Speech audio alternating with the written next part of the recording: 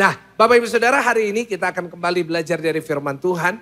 Dan saya percaya firman Tuhan selalu akan mengubahkan kita. Amen. Kita selalu belajar sesuatu yang baru dari firman Tuhan. Dan saya yakin dan percaya di dalam nama Tuhan Yesus, pasti kita semuanya mendapatkan sesuatu. Hari ini saya akan melanjutkan seri yang sudah saya bawa selama beberapa minggu ini. Selama bulan Mei saya akan membahas tentang topik ini, yaitu orang Kristen yang tangguh. Ayo saudara, tulis di live chat sebanyak-banyaknya, orang Kristen yang tangguh. Nah saudara, apa artinya orang Kristen tangguh? Yaitu orang Kristen tidak cengeng. Coba ngomong sama kanan kiri, jangan cengeng. Haleluya. Saudara ya, jangan cengeng. Ayo, sebagai orang Kristen, ayo kita jadi orang yang tangguh, kita jadi orang Kristen yang kuat, kita jadi orang Kristen yang tidak menyerah oleh apapun juga. Nah Bapak Ibu Saudara, ayo hari ini kita mau belajar. Kalau 2 minggu yang lalu kita sudah belajar dari Daud. Dan minggu lalu kita sudah belajar dari Yusuf. Hari ini kita mau belajar, kita agak sedikit maju dikit. Kita akan belajar dari seseorang dari perjanjian baru, yaitu yang bernama Paulus. Ayo kita buka ayat pertama, kita buka Filipi 4 ayatnya yang ke-13. Mungkin boleh dibacakan oleh Pak Frigo. Ayo Filipi 4 ayatnya ke-13. Ayat favorit kita, ayat andalan kita, ayat yang selalu kita pakai saat kita menghadapi persoalan. Ditulis oleh siapa lagi kalau bukan Rasul Paulus. Ayo Pak Frigo. Filipi 4 ayat 13 firman Tuhan. Segala perkara dapat kutanggung di dalam Dia yang memberi kekuatan kepadaku. Nah, yang percaya sama-sama katakan. Amin. Di sini kita belajar bahwa Paulus mengatakan bahwa segala perkara dapat kutanggung di dalam Dia yang memberikan apa saudara? Kekuatan. Bapak Ibu Saudara yang saya kasihi, saya berdoa setiap saudara juga bisa mengatakan ayat ini bagi setiap diri saudara sendiri juga. Saya yakin dan percaya bahwa di dalam Tuhan Yesus tidak ada perkara yang gak bisa kita tanggung. Ya saudara boleh ngalamin utang sebesar apapun, saudara ngalamin rumah tangga yang sehancur apapun, saudara ngalamin sakit sekeras apapun. Saya yakin dan percaya semua bisa kita tanggung di dalam Tuhan yang memberikan kita kekuatan. Nah Bapak Ibu Saudara yang saya kasihi, saya mau ingatkan kepada saudara bahwa orang Kristen gak boleh jadi cengeng seperti tadi yang saya katakan. Kadang-kadang orang Kristen ya gampang untuk bilang depresi. Ya, hari ini saya melihat banyak dari orang-orang yang saya layani, mereka dikit-dikit berkata depresi. Saya bukan meremehkan orang yang depresi, saya tahu dan saya mengerti bahwa itu sebuah penyakit sama seperti penyakit yang lain. Nah tetapi kadang-kadang kita salah diagnosa. Ya kan? Maksudnya apa? Ada dari kita bukan depresi, tapi kita sebut itu depresi. Saudara, kalau saudara benar-benar depresi, maka saya akan bantu saudara. Ya kan, saudara bisa datang ke dokter, saudara boleh minum obat untuk menyelesaikan. Tapi jujur banyak orang Kristen sebenarnya tidak depresi, sakit penyakit itu. Tetapi jujur banyak orang yang cengeng gitu kan. Banyak orang yang ya karena masalah persoalan dia gak tahan. Dan intinya adalah gak tangguh menghadapi hidup. Saya teringat saudara di zaman gereja mula-mula, kok bisa ya orang Kristen itu setangguh itu ya Pak ya. Wah orang Kristen pada zaman itu benar-benar tangguh loh. Mereka di masa-masa itu mereka ada dibakar hidup-hidup, mereka ada yang dimasak hidup-hidup, mereka pun tetap tangguh. Mereka pun gak ada yang depresi gitu saudara ya kan. Bahkan kita lihat sampai hari ini, bahkan kita nanti mau lihat kita akan pelayanan misi ke desa-desa. Bahkan saya yakin di sana gak ada rasanya ya orang-orang yang depresi meskipun ngalamin masalah yang sulit. Kenapa? Karena diajar untuk tangguh gitu. Diajar untuk jadi orang Kristen gak boleh cengeng. Jadi orang Kristen gak boleh dikit-dikit nyerah. Tapi jadi orang Kristen yang kuat. Dan itu yang saya mau bangun di GCS Online. Itu yang saya mau bangun di Selah. Ayo Pak, Bu, brother and sister. Kita jadi orang-orang Kristen yang tangguh dong. Kita jadi orang-orang Kristen yang kuat dong. Kita jadi orang-orang Kristen yang maju dong. Kita jadi orang-orang Kristen yang seperti Paulus. Tampilin lagi ayatnya. Baca sama-sama dengan keras. Segala perkara apa saudara? Dapat kutanggung di dalam Dia yang memberi kekuatan kepadaku.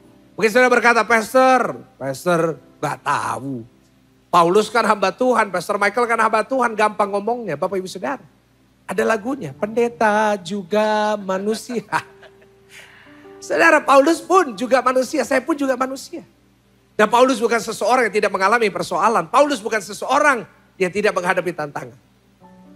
Kalau saudara membaca kisah kehidupan Paulus, hidup Paulus tidak seenak yang kita bayangkan. Dalam kehidupan Paulus dia mengalami yang namanya penurunan. Apa saudara apa? Tulis di live chat penurunan. Maksudnya penurunan apa? Penurunan artinya dia dulu kaya. Pada akhir hidupnya dia jadi miskin. Paulus mengalami apa? Dia awal-awalnya berjaya, dia orang terkenal, dia orang hebat. Tapi pada akhirnya semua orang mencaci maki dia. Maksud saya penurunan apa? Dia dulu orang kaya, orang yang dahsyat, hebat, punya kedudukan di sinagog. Pada akhir hidupnya dia harus jadi pembuat tenda.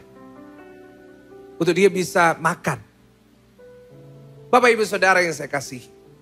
Apa yang dialami Paulus tidak gampang.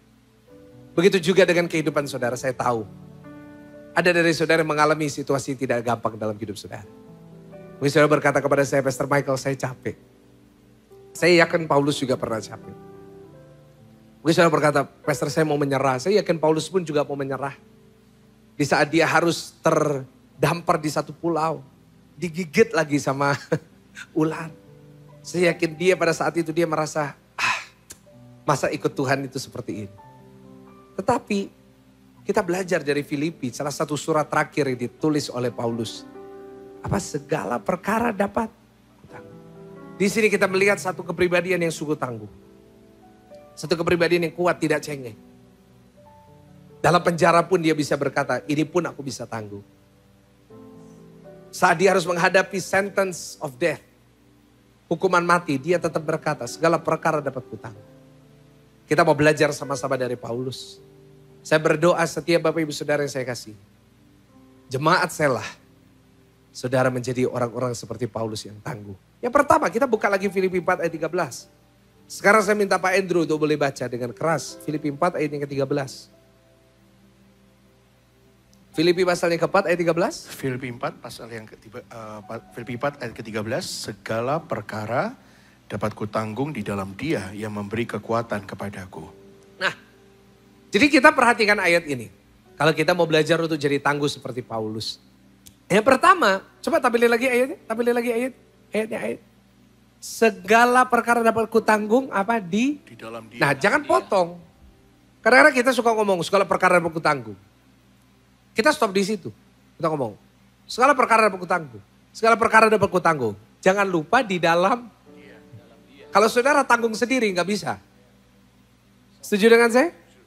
Kalau saudara tanggung semuanya dengan pundak saudara sendiri, nggak bisa. Itu yang pertama. Bagaimana kita tetap bisa bertahan, kita bisa tangguh. Yang pertama kita harus tinggal di dalam Tuhan. Tulis di live chat, tinggal di dalam Tuhan. Jangan lupa kata itu, di dalam Dia. Di dalam apa? Segala perkara dapat kutanggung kalau di dalam Dia.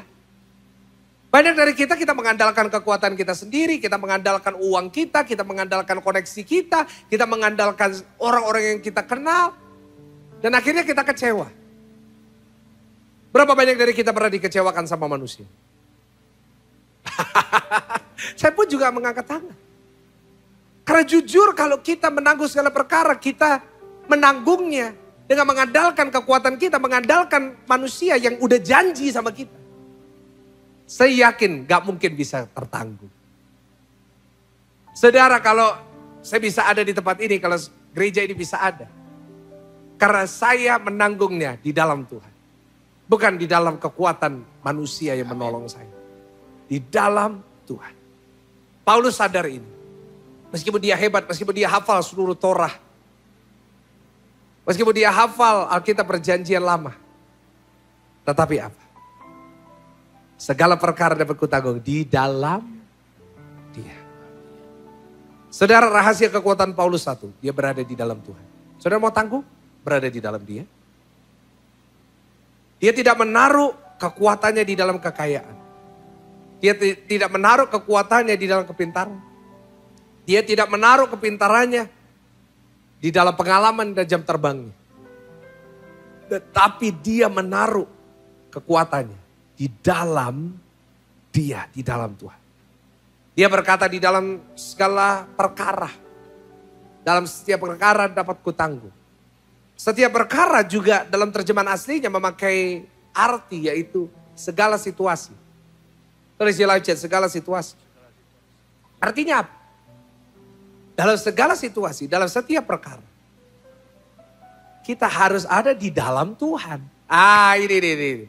Artinya apa? Dalam segala situasi. Saudara mau tangguh, saudara mau kuat, saudara mau dahsyat. Libatkan Tuhan dalam setiap perkara yang saudara perbuat. Nah ini. Libatkan Tuhan dalam setiap pelayanan saudara. Saya tahu banyak hamba-hamba Tuhan sedang mengikuti acara Sela.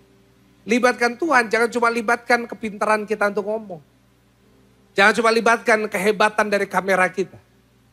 Jangan cuma libatkan betapa bagus audio kita. Jangan cuma libatkan betapa enak suara kita para WL. Jangan libatkan skill saudara sehebat apa pemain musik. Tetapi libatkan Tuhan dalam segalanya.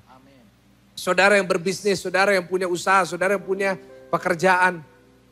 Libatkan Tuhan di restoran saudara, libatkan Tuhan dalam toko saudara, libatkan Tuhan dalam depot saudara, libatkan Tuhan dalam toko online saudara. Masalahnya banyak orang tidak melibatkan Tuhan.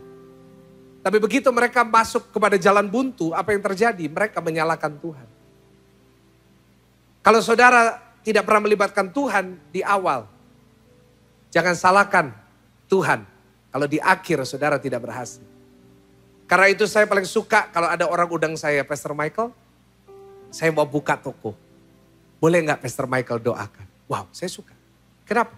Karena itu menunjukkan bahwa saudara melibatkan Tuhan. Bahwa saudara memerlukan Tuhan. Tapi kalau hari ini saudara, pasti bisa, pasti hebat, pasti kuat, pasti berhasil. Saya mau kasih tahu sama saudara. Kebanyakan kali kita tidak akan melihat keberhasilan itu. Paulus menunjukkan kepada kita. Situasi apapun, perkara apapun. Mungkin ada masalah di dalam keuangan saudara. Mungkin saudara ada masalah dalam hukum. Mungkin saudara ada masalah dalam kesehatan. Tapi harus libatkan Tuhan. Dalam setiap laporan dokter yang masuk, libatkan Tuhan di situ. Tanya kepada Tuhan, apa yang harus saya lakukan? Dan bagaimana kita bisa melibatkan Tuhan? Yang pertama, kita harus memprioritaskan Tuhan. Tulis di live chat, prioritaskan Tuhan. Tuhan harus jadi yang prioritas dalam kehidupan saudara. Tuhan harus jadi nomor satu dalam hidup Bapak Ibu saudara yang saya kasih. Karena itu saya bangga kepada saudara yang setia mengikuti Sela. Setiap minggu saudara tunggu saudara mengikuti ibadah Sela. Kenapa? Karena di sini saudara menunjukkan saudara memprioritaskan Tuhan.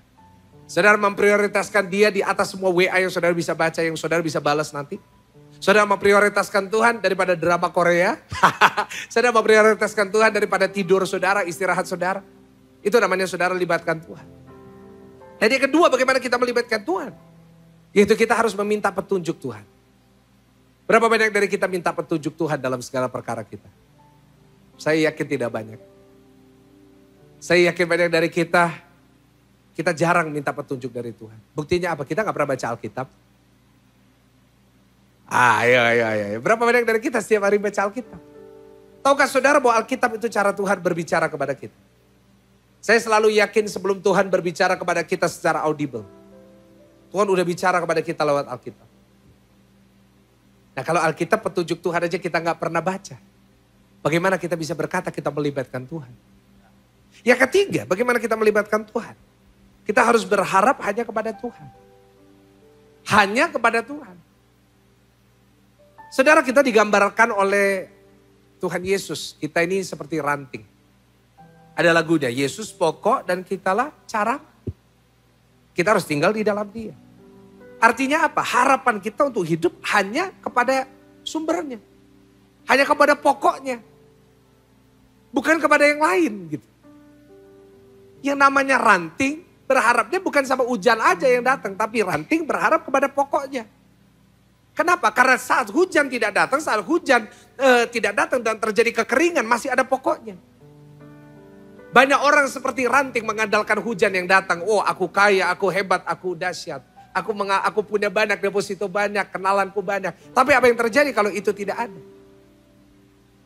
Apa yang terjadi kalau kita sudah begitu jauh dari pokoknya dan kita sudah lupa dengan pokok itu? Karena itu Tuhan menggambarkan dengan gambar yang begitu indah saudara. Yesus pokok dan kitalah carangnya. Tinggallah di dalamnya. Kenapa? Harus tinggal di dalam Dia. Boleh kita mengandalkan sekali-sekali. Ya bolehlah kita punya uang. Ya bolehlah sekali-sekali ada hujan. Tapi pengharapan utama kita kepada siapa? Pokok. Tulis di live chat, berharap kepada pokok. Berharap sama pokoknya. Baru kita bisa berbuah. Yang lain itu cuma ekstra. Tulis di live chat, ekstra. Ya kan? Karena itu Pak, Bu, ayo. Saudara mau jadi orang Kristen yang tangguh, Paulus mengajarkan kita. Segala perkara dapat kutanggung di dalam Dia. Di dalam Dia. Di dalam Dia. Dan saudara, kalau hari ini saudara melekat sama pokok anggur. Libatkan Dia. Berharap kepada Dia. Maka yang pertama, ada kehidupan. Yang Dia berikan dalam hidup saudara. Mungkin ada yang mati dalam hidup. Apa yang mati dalam hidup saudara hari ini? Ekonomimu kah? Rumah tanggamu kah? Kasihmu kah? Semangatmu kah? Kalau saudara melekat sama pokok anggur. Seperti pokok kita ranting. Maka di situ ada kehidupan. Ada nutrien-nutrien, ada semangat, ada damai, ada kekuatan yang baru. Yang Tuhan limpahkan bagi saudara. Dan yang kedua, kalau saudara melibatkan Tuhan. Kalau saudara benar-benar ada di dalam Dia, maka apa yang terjadi? Maka Tuhan yang menopang kita. Apa tujuannya pokok? Untuk menopang ranting-ranting. Kalau gak ada pokok saudara, maka gak jelas nasib dari ranting. Kalau pokoknya gak kuat, rantingnya runtuh. Kalau pokoknya gak kuat, rantingnya bisa bengkok. Karena itu firman Tuhan berkata, kalau dia jatuh, tidak akan apa? Tergeletak. Kenapa? Ada pokoknya. Nah kalau kita gak berada sama pokok jauh gitu.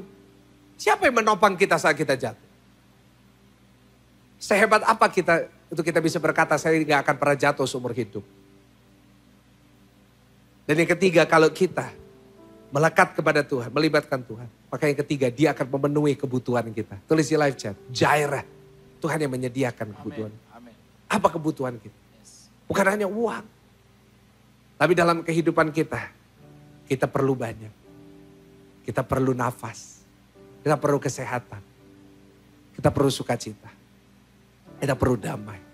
Ada lagunya, kalaku cari damai, hanya ku dapat dalam Yesus.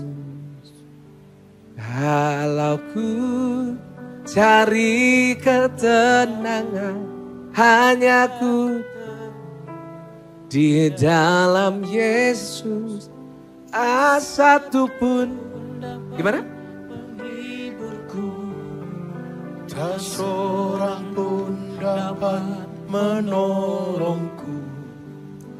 Hanya Yesus jawaban hidupku. Saya ngerasa kayak di gereja tua ya Pak ya. Yang zaman dulu ya. Kita kayak kur bertiga gitu ya. Terus ada organ. Dung, dung, dung, tak, dung, dung. Tapi all joking aside. Pak, Bu, saudara yang saya kasih. Apa yang saudara butuhkan? Ketenangan kah? Saudara butuh damai? Hanya bisa kita temui di dalam Tuhan. Amin. Karena itu Paulus di penjara pun dia bisa senang. Dia bisa nyanyi. Ingat gak? Waktu dia bersama dengan Silas gitu. Dia nyanyi gitu. Saya gak tahu dia nyanyi apa. Saya gak tahu suaranya enak atau enggak. Tapi dia tetap bisa nyanyi. Kenapa? Karena dia tinggalnya di dalam Yesus. Tidak tinggal di dalam situasi ini. Karena itu dia bisa tangguh.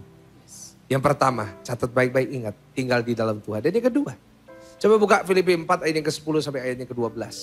Poin yang terakhir. Filipi 4 ayat yang ke-10 sampai 12. Silakan 2 WL di atas boleh baca buat saya. Filipi 4 ayat 10, 11, lalu saya akan baca ayat 12. Silakan. Filipi 4 ayat 10. Aku sangat bersukacita dalam Tuhan, bahwa akhirnya pikiranmu dan perasaanmu bertumbuh kembali untuk aku. Memang selalu ada perhatianmu, tetapi tidak ada kesempatan bagimu. Ya. Kukatakan ini bukanlah karena kekurangan, sebab aku telah belajar mencukupkan diri dalam segala keadaan. Saya baca ayat 12. Ayat 12 ditampilkan, aku tahu apa itu kekurangan, aku tahu apa itu kelimpahan. Dalam segala hal dan segala perkara tidak ada sesuatu yang merupakan rahasia bagiku. Baik dalam hal kenyang maupun dalam hal kelaparan, baik dalam hal kelimpahan maupun dalam hal kekurangan. Saudara yang kedua mau tangguh? Amin, katakan saya mau tangguh. Yang kedua harus belajar untuk mencukupkan diri. dengan yang ada. Tulis di live chat, mencukupkan diri dengan apa yang ada. Kenapa saya tidak berhenti di mencukupkan diri? Karena cukup bagi setiap kita itu relatif. Dengan apa yang ada, artinya apa? Yang ada, cukupkan diri dengan itu. Bukan berarti ada orang yang punya konsep salah tentang mencukupkan hidup. Ya dikit aja gak apa-apa. No. Kalau Tuhan bisa berikan banyak, kenapa? Enggak gitu. Tapi artinya apa? Mencukupkan diri dengan apa yang ada. Artinya apapun yang ada itu yang Tuhan berikan. Belajar untuk cukup, terima kasih Tuhan. Mau masalah ditambah gak ditambah, mau masalah diberi lebih gak lebih, itu belajar untuk berkata apa? Cukup. Coba senggol kanan kiri, cukup. Baik sedikit atau banyak belajar untuk kata cukup. Gaji segini, cukup.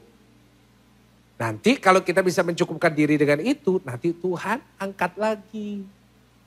Nah kalau kita udah dikasih gaji segini, aduh ya kurang. Lihat, nanti seumur hidup selalu kurang. Pak, Bu, kalau kita mau ngomong kurang, selalu ada yang bisa kita sebut kurang. Tetapi ayo belajar. Belajar apa? Cukup. Orang yang bisa berkata cukup adalah orang yang puas hidup. Kenapa banyak orang Kristen hari-hari ini gak bisa hidup dalam kepuasan. Gak pernah ngerasa puas dengan apa yang dia punya. Kenapa? Karena dia selalu merasa itu gak cukup. Kok cuma gini. Loh, padahal apa yang saudara miliki hari ini, itu mungkin didoakan oleh jutaan orang di luar sana.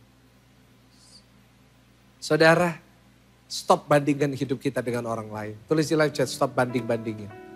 Stop bandingin hidup saudara dengan si A, si B, si C, si D. Stop. Gak akan pernah puas. Kalau kita bandingin diri kita dengan orang lain, itu mencuri sukacita kita. Kalau kita bandingkan hidup kita dengan orang lain, apa yang terjadi? Yang terjadi adalah saudara dan saya gak akan pernah tangguh. Saudara dan saya gak akan kuat ngadepin apapun. Karena saudara berkata, kok enak ya dia. Padahal saudara tidak tahu apa yang sedang dia alami. Saudara kadang-kadang jujur dalam kehidupan kita. Kita suka bandingin diri kita dengan yang di atas terus. Wah ini kok bisa kayak gini ya. Wah yang si ini kok bisa kayak gini ya. Lu si ini kok bisa kayak gini ya. Tapi tahukah saudara hari ini apa yang Tuhan berikan kepadamu? Itu cukup. Bahkan itu adalah doanya ribuan orang di luar sana. Ada orang yang merasa, mungkin ada hamba-hamba Tuhan merasa, pelayananku kok kecil. Kok cuma segini orangnya. Saya mau kasih tahu. Ada orang-orang yang bahkan buat gereja, jemaatnya cuma satu, bahkan gak ada yang datang. Belajar untuk merasa cukup. Saudara yang di ratusan, saudara jangan bandingin selalu dengan yang ribuan. Kok dia bisa ya? Kok saya gak bisa? No. Saudara yang punya rumah, stop bandingin rumah saudara dengan orang lain. Karena ada orang yang belum bisa punya rumah. Kalau hari ini saudara punya mobil, belajar untuk cukup dengan mobil saudara. Kenapa? Karena ada orang di luar sana yang tidak bisa punya mobil. Saya mau katakan kepada saudara, belajar untuk cukup. Kalau Tuhan berkati, puji Tuhan. Tapi kalau Tuhan belum berkati, kalau Tuhan belum berikan yang lebih, belajar untuk berkata apa? Cukup. Karena kita sering nyanyi lagu itu. Dia tahu yang terbaik untukku. Kau lebih tahu yang terbaik. Kita sering nyanyi lagu itu sampai nangis-nangis angkat tangan. Bos, kalau kita tahu Tuhan yang tahu yang terbaik buat kita. Lah, berarti yang Tuhan izinkan hari ini terjadi. Tuhan itu tahu itu yang terbaik. Coba kita aja kadang-kadang gak ngerasa cukup. Saudara mau tangguh? Belajar untuk berkata cukup. Hari ini buang semua pikiran-pikiran perbandingan. Buang semua pikiran-pikiran negatif. Buang semua pikiran-pikiran yang selalu mengasihani kehidupan saudara sendiri. Belajar untuk berkata, Tuhan terima kasih. Ini cukup, ini cukup, ini cukup. Maka saat saudara bisa mencukupkan diri, saudara udah bisa mencukupkan diri dan berkata, Tuhan ini sudah penuh. Tuhan ini udah lebih dari cukup. Maka Tuhan akan memberikan yang lebih dan lebih lagi dalam kehidupan saudara. Itu yang membuat Paulus bisa berkata, segala perkara dapat kutangguh Di dalam Dia yang memberikan kekuatan. Saya berdoa. Saat kita memperkatakan ayat ini. Tidak hanya sekedar menghibur segala perkara dapat kutanggung. No. Harus ngerti maksud. Harus ngerti. Bahwa kita harus melibatkan Tuhan dalam semuanya. Dan yang kedua. Dari sisi kita. Belajar untuk mencukupkan diri. Karena kita tahu Tuhan memberikan yang terbaik buat saudara dan saya. Sama-sama kita berdoa. Makasih Tuhan. Tundukkan kepala Bapak Ibu Saudara. Mari kita menghampiri Tuhan. Tuhan Yesus, ampuni kami. Kalau seringkali kami merasa tidak cukup. Ampuni kami kalau seringkali kami merasa bahwa apa yang kami punya selalu kurang, selalu kurang, selalu kurang. Dan kami gak pernah bersyukur. Kami tahu Tuhan apa yang Kau sudah berikan kepada kami itu lebih dari cukup. Karena Kau tahu yang lebih baik. Kami tahu kalau mungkin kami diberikan lebih, mungkin kami akan serakah. Mungkin kalau kami diberikan lebih, mungkin kami akan jadi sombong. Tapi biarlah hari ini kami mau dibentuk oleh Tuhan. Kami mau belajar cukup, kami mau melibatkan Tuhan. Dalam hal yang paling kecil pun kami mau melibatkan Tuhan. Dan kami percaya di dalam nama Tuhan Yesus. Kami akan jadi orang Kristen yang tangguh. Kami diubahkan menjadi pribadi yang lebih kuat. Kita diubahkan menjadi pribadi yang lebih hebat. Kita diubahkan menjadi pribadi yang lebih menyenangkan hati Tuhan. Dan hamba-Mu percaya setiap jemaat Selah akan menjadi pribadi yang semakin disempurnakan oleh Tuhan. Ampuni kami kalau seringkali kami suka membandingkan hidup kami dengan orang lain. Ampuni kami kalau seringkali kami merasa tidak cukup dengan apa yang kami punya. Ampuni kami Tuhan kalau seringkali kami tidak melibatkan Tuhan. Ampuni kami kalau kami lebih melibatkan manusia. Ampuni kami kalau kami lebih melibatkan uang. Ampuni kami kalau kami lebih melibatkan orang-orang yang kami bisa percaya daripada Tuhan. Biar hari ini merupakan hari pertobatan bagi kami. Kami mau melibatkan Tuhan. Dalam hal terkecil sampai terbesar dalam hidup kami. Sebab kami tahu saat kami menyerahkan hidup kami ke dalam tangan-Mu. Pasti ada kekuatan baru. Terima kasih Tuhan. Kami percaya setiap kami sudah diberkati. Hamba-Mu berdoa biar berkat dari Allah Bapa, Allah Putra, Allah Roh Kudus memberkati setiap jemaat Tuhan. Dimanapun mereka berada. Yang sakit disembuhkan, yang punya masalah Tuhan buka jalannya. Sedang susah Tuhan berikan penghiburan. Di dalam nama Tuhan Yesus. Sudah diberkati sama-sama kita katakan. Amin.